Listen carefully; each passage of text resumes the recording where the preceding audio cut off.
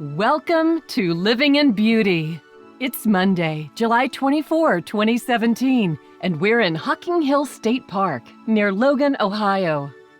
Here at Living in Beauty, nervous Nellie gets the front seat, and chicken lickin' is what's for dinner. In the wilderness, there's no place for swagger. More than once, we survived flash floods in the desert. In Kansas, we broke camp and outran a tornado. In Arizona, we remained hitched during a phenomenal windstorm unlike anything the park ranger had ever seen. I have seen it once before in Raiders of the Lost Ark. Last autumn, stuck in gridlocked Gatlinburg traffic, numerous drivers pitched cigarette butts onto the dry grass. I told Jim we needed to get out of there, and he managed to make an illegal U-turn and took a closed-to-the-public fire road. By the time we were home, Gatlinburg was in flames. That was about the time Jim stopped saying, "You worry too much." He's slowly converting to my philosophy that naming the beast and acknowledging the things that could happen unless we take measures may be the best way to proceed. This morning, we're blessed to still have our rig.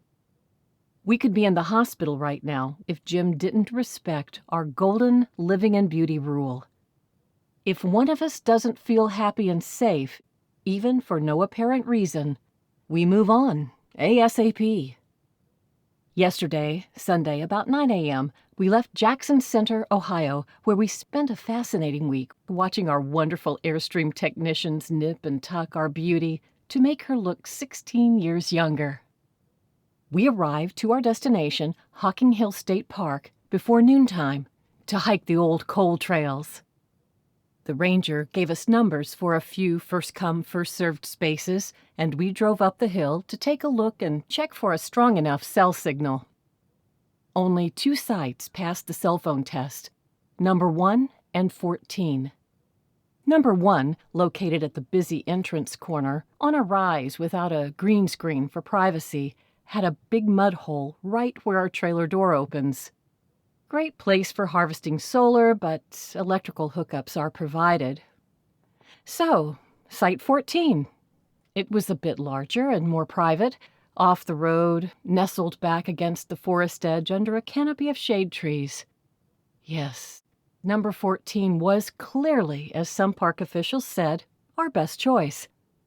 I looked nervously, maybe because my sister just had a tree fall on her house. Yeah, I mumbled to Jim as I texted Dad about our safe arrival. Pretty, but I won't be able to sleep with that heavy low branch hanging over our heads. We'd better take number 1. And Jim conceded. As we set up in site number 1, a friendly host stopped by to tell us where the best restaurants were and, by the way, ask why we hadn't taken number 14, because, as he said, it's one of the best sites because number 15 next to it is for emergency use and never occupied. I told him the leaning tree scared me. Later, as Jim and I set out for a hike, a mom and dad with 5 children worked together to pitch their new tent in site 14. From the street, I examined the tree again, tempted to step in with my nervous Nellie routine. Sure wish I had. But, thank God, no one was killed or seriously injured. If it had turned out any other way, I may not have forgiven myself for keeping silent. At about 9 p.m. last night, an isolated rainstorm came through. After 10 p.m., the storm passed, and the family began to build a fire. Shortly thereafter, the father heard a tremendous popping sound and hollered for his family to run. Other campers hurried over to help the family. Everyone escaped injury, except for the little girl who was scratched and bruised by twigs as she scrambled for escape. Needless to say, the entire family is traumatized. Their truck damaged. Equipment under the tree probably beyond salvage. The camp authorities gave them refuge in a cabin for the remainder of the night. The wilderness isn't safe. Camping is a worthwhile but scary business involving risks of all kinds.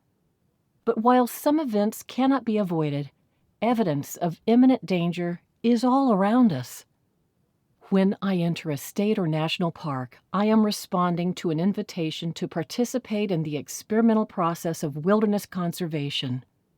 Floods, fires, avalanches, varmints eating out my electrical wiring while I go take a hike, trees falling on me, or on my car, truck, child, or teenager, or being stalked on the trail by a bear or a mountain lion, or attacked by a bison or anything else, is all part of the agreement I made upon entry, namely, to have a wilderness experience.